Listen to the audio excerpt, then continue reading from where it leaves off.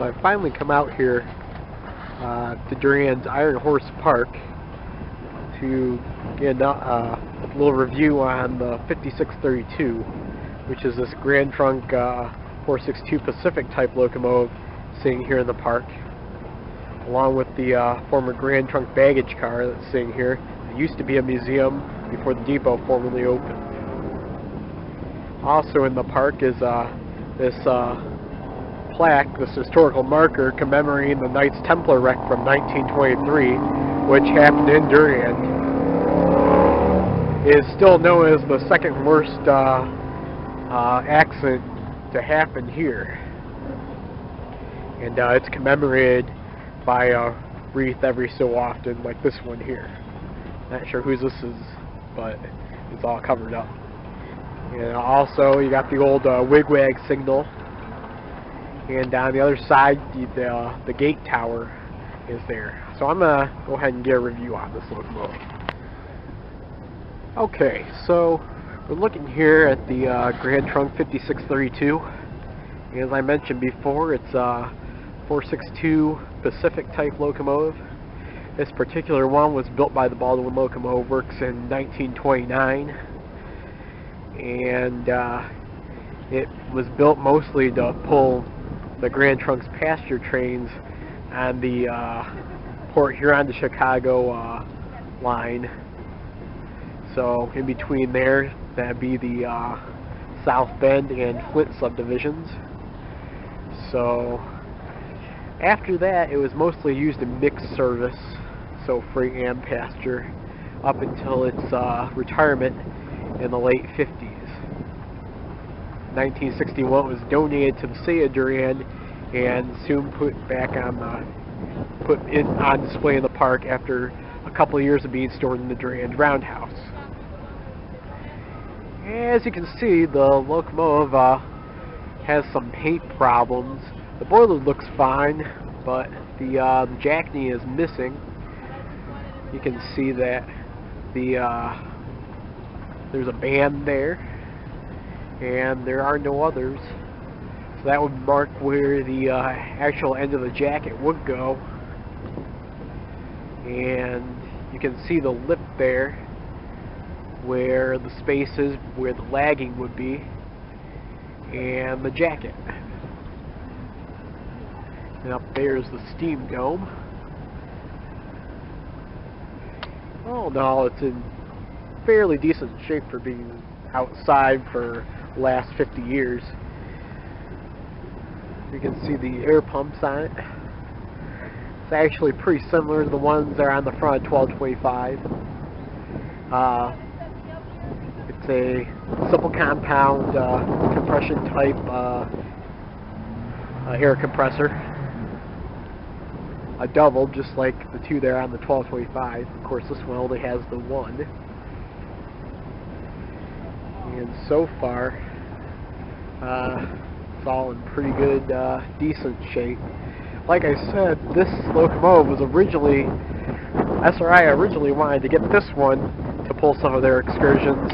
They're going to fix it up and have it run, but the city wouldn't let them take it. So, yeah, that's where it's sitting now. So we got the 76 instead. The cab's open, but they've locked it up because of the weather here. I'll try and get back for it later.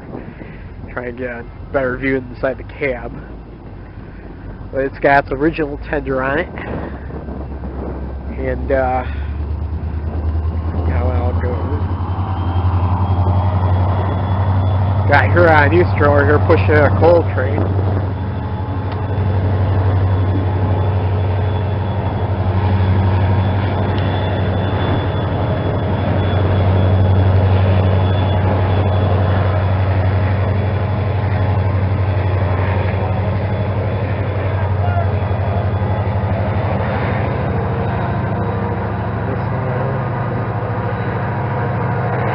This side over here is as nice a shape because this is where the weather hits it the worst.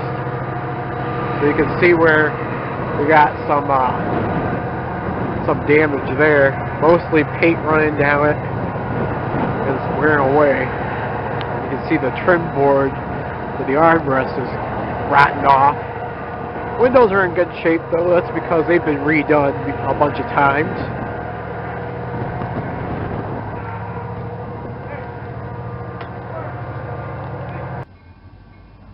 From the front now, you can see the number board here does not have the numbers on it. However, the flying ones are still up there. They need some work done to them as well. So, surprised the bell has stayed on there.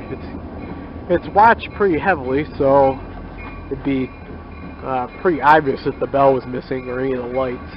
Of course, it's kept in this enclosure for that reason.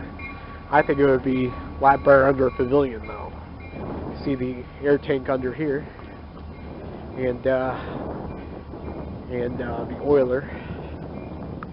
This one, of course, is for the engine oil. Yeah, on the other side, there should be one for the valve oil.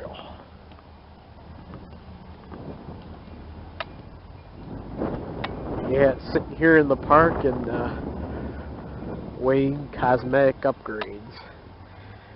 Hopefully, next couple of years we'll see it back in better shape. But for right now, the one that was done 5 years ago is held pretty well, except for a few spots, especially on the other side. But we'll see. We'll see if we can get into the cab. Okay, so the weather cleared up and we're going to go inside the cab here. And you can see the windows are pretty good. So those are the parts that are restored. Well, it's a little questionable there. But yeah, years of water leaking into that door probably did it. Anyway, this is an all-weather cab, so it's completely enclosed at the back here, so you get in through the door of the engine. And here are the doors at the back of the cab that would lead to the diaphragm that connects it to the tender. And this is a shaker bar like we got in 1225. And basically fit in there to shake the grates out. And I don't have a light, but here's inside the firebox. And man, it feels pretty cold in there. Just like it would in 1225. You can't see it real well because, like I said, I don't have a light, but let's see. Nah, you can't make out that detail, but some of the bricks are actually on the grates. The arch bricks that would be up in there helping to draft the fire. Let's see. Now, you can't really tell. Anyway, yeah, this here is the stoker, and what's different on this one is it actually comes up through the floor here instead of actually going into the firebox through the bottom. So I guess it makes it easier to take apart in a way. Well, it makes it easier to service. It doesn't make it easier to take off the locomotive, though. You'd actually have to take the whole wall apart here or the entire cab off to get this out. Whereas with the one on 1225, where it's completely under the floor, you all you gotta do is detach it and take it out through the bottom. And this one's got the pedal on the outside here, so you press down this here. Whereas 1225's, of course, is embedded into the floor, and so all the air lines are on the outside. And we got the light up here to light up all the gauges at once. Got gauges on this side. These are the air brakes. And just like the 1225, it's got a screw wheel reverser. So actually you can see on the outside, just like it's actually got the spindle on it that goes down to the precision reverser, which is just like the one on the 1225.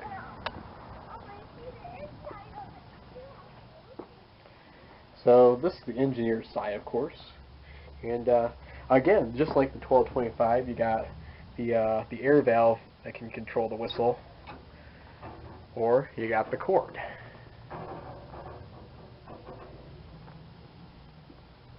And of course we got the throttle up here. sure that's all. Yeah. And we got a pan to hold all your oils and lubrications. And let's see, got the train brake, and we got the independent brake. And let's see what we got here. Just like in the 1225, we got other similar devices. This is a sander, and I don't know if it should have an air bell. I can't see where that is. Anyway, there's a blow down valve there, and should be oh, here's the tricock and the water column. And we got the wire glass gauge right there. Mama, let's go down. And of course the fireman's controls are over there. Those ones are for the stoker itself. And then up there is the is for the water pump. Thank you. So a lot of things are similar and some that are different.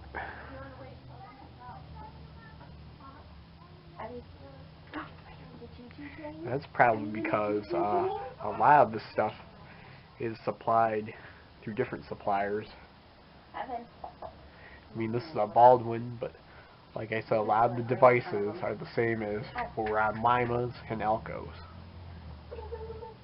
It's all dependent on what the railroad asks for. See the baggage car out here and the gate tower behind that here in the park. Windows, yeah, they shouldn't work. There. Oh, and yeah, the headlight control and the cap light.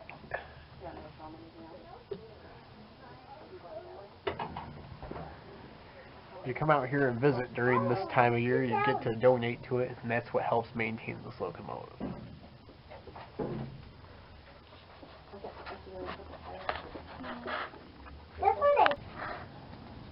Just a final look around here at the 5632, and this is the engineer's side of the locomotive. And you can see in the ash pan conduit for hookups for lighting. That goes all the way down to the trough, the hopper, the bottom. Because originally it was supposed to be lit at night, lit up at night, but funding doesn't really work out that well for it. We got the journal box cover is off of the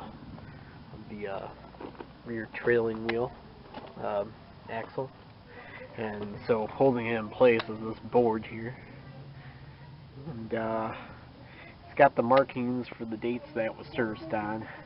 This one says 87. Weird. Might be something else. It couldn't have been serviced then. Some of it's kind of worn away, but you get the main idea. Going down to the drivers here. Oh, here's the blowdown valve that you saw the actual control in the cab. And this one, just like 1225 and other locomotives, has the connection to the pipe for the muffler on top. Got some jacking in here, so the paint's coming off. The most recent paint's coming off again.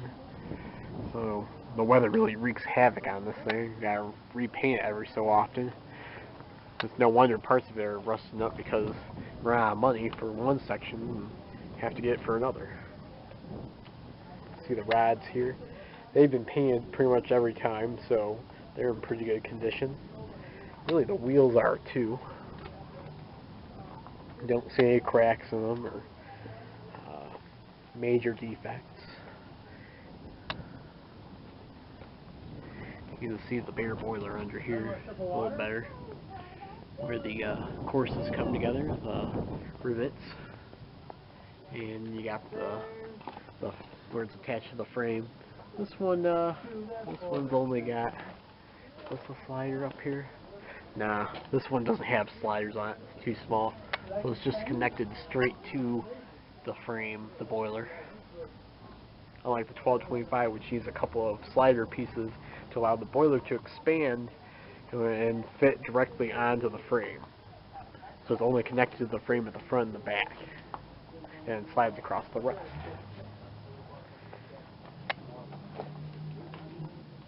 And you can see the engine's number, just like other engines, like 1225 I showed you. It's got its engine number on the pieces stamped into it. This one says 5632R, meaning right.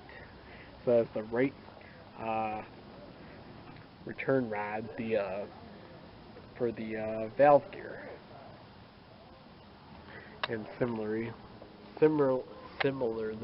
up here too.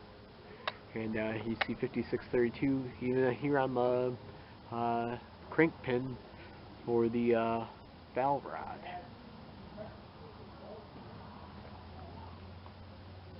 And of course up here is the reverser rod. And this one, unlike 1225, has a precision reverser builder stamp mounted right on it. This one says 1924, so it's actually older than the locomotive. Interesting. And I showed you it earlier. Here's the engine valve oil case. The actual valve oiler on the other side is missing, so they removed it a while back. So it's a lot like the 1225 in a lot of ways, but again, a lot of ways different. Got a feed water heater and tank there. Nice view. All in all, structurally, it's in pretty good shape. Just needs to be smoothed out and have a nicer paint job put on it. So.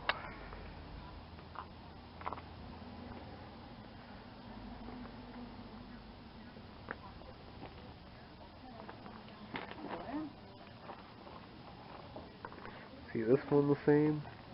Yep, this one's also 5632. Yeah, we got a ping trying to come out there. Yeah, it's already been painted, so that's not going anywhere without a hammer.